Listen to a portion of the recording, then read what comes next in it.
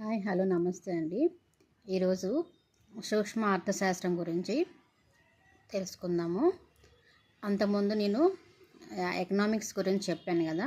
Economics అనే పదం ఓకియోనామస్ అనే గ్రీకు పదం నుంచి వచ్చింది. ఓకియా అనగా గృహము, నామస్ అనగా నిర్వహణ. అంటే మనం గృహాన్ని ఏ విధంగా నిర్వహణ చేసుకుంటున్నాము అనే దాని గురించి చర్చించేది అర్థశాస్త్రం. ఈ అర్థశాస్త్రాన్ని రగ్నా ఫిష్ అనే అతను 1933లో అర్థశాస్త్రాన్ని సూక్ష్మ అర్థశాస్త్రము, స్థూల అర్థశాస్త్రం అని 2 భాగాలుగా విభజించారు. సూక్ష్మ అర్థశాస్త్రం అనేది మైక్రోస్ అనే గ్రీకు పదం నుండి పుట్టింది.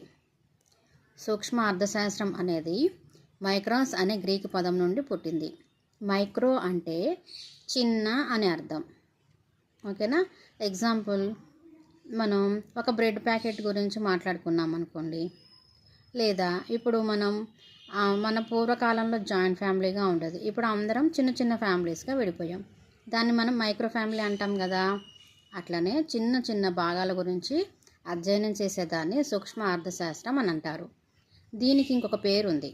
ఈ సూక్ష్మ అర్థశాస్త్రానికి గల ఇంకొక పేరు ఏంటిదంటే ధరల సిద్ధాంతం. సూక్ష్మ అర్థశాస్త్రానికి మరొక పేరు ధరల సిద్ధాంతం. ఇది చిన్న వైయక్తిక అంశాలను అధ్యయనం చేస్తుంది. అంటే ఒక్కొక్కరి గురించి అధ్యయనం చేస్తుంది. అంటే ఒక సంస్థ, ఒక వ్యక్తి యొక్క వినియోగము, ఒక కుటుంబం, వస్తు సప్లై, ఒక వస్తువు ధర, దీని గురించి చర్చిస్తుంది. ఏటి గురించి?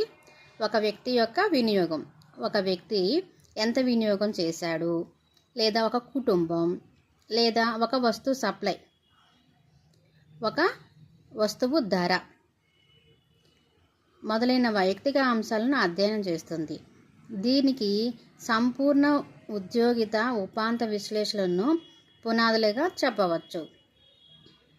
వీటికి ఒక ఫౌండేషన్ ఏంటిదంటే సంపూర్ణ ఉద్యోగిత ఉపాంత విశ్లేషణలను పునాదులుగా చెప్పవచ్చు.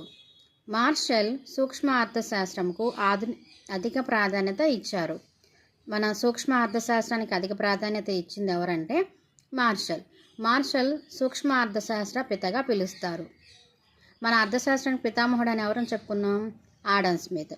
అయితే మరి మైక్రో అంటే సూక్ష్మ అర్థశాస్త్రానికి పితామహుడు మార్షల్. మైక్రో అంటే చిన్న అని అర్థము.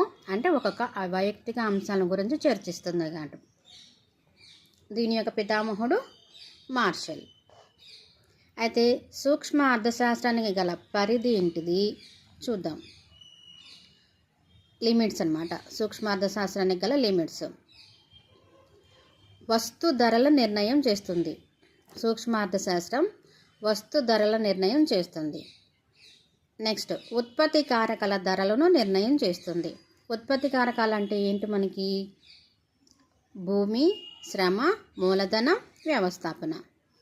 ఓకేనా. భూమికి మనం ఏమిస్తాము? బాటకం ఇస్తాం. శ్రమకి వేతనం ఇస్తాం. మూలధనానికి వడ్డీ. వ్యవస్థాపనకి లాభాలు.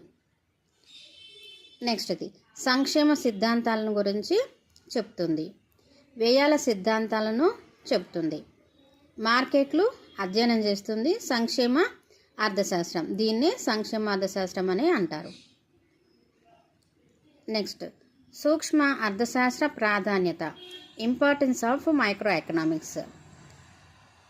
ఆర్థిక వ్యవస్థ పనితీరును అధ్యయనం చేస్తుంది. ఆర్థిక వ్యవస్థ యొక్క పనితీరును అనేది అర్థం చేస్తుంది. వనరుల సమర్థ వినియోగం. మనం ఇప్పుడు ఉత్పత్తి కారకాలు అనుకున్నాం కదా, అవే కదా మనకి వనరులు. ఇవి ఏ విధంగా వినియోగం చేయబడుతున్నాయో అధ్యయనం చేస్తుంది. ఆర్థిక విధానాల తయారీ.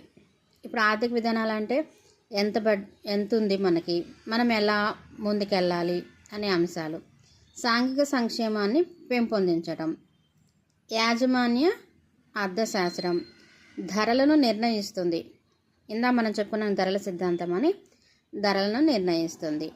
భవిష్యత్ అంచనాలు, ఒక వస్తువు యొక్క అంచనా అన్నమాట. భవిష్యత్తులో ఎలా ఉంటుంది. ఇప్పుడు ఫర్ ఎగ్జాంపుల్ బంగారం ఉంది, భవిష్యత్తులో పెరిగిద్దు తగ్గిద్దు తెలియదు. ఒక్కోసారి మనం తగ్గినప్పుడు ఏం చేస్తాము? ఫ్యూచర్లో మళ్ళీ ఏమైనా తగ్గిద్దా లేకపోతే పెరిగిద్దా అనే ఉద్దేశంతో ఈరోజు బాగా తగ్గిందనుకోండి, ఈరోజు కొని మనం ఉంచుకుంటాం డబ్బులు ఉన్నప్పుడు.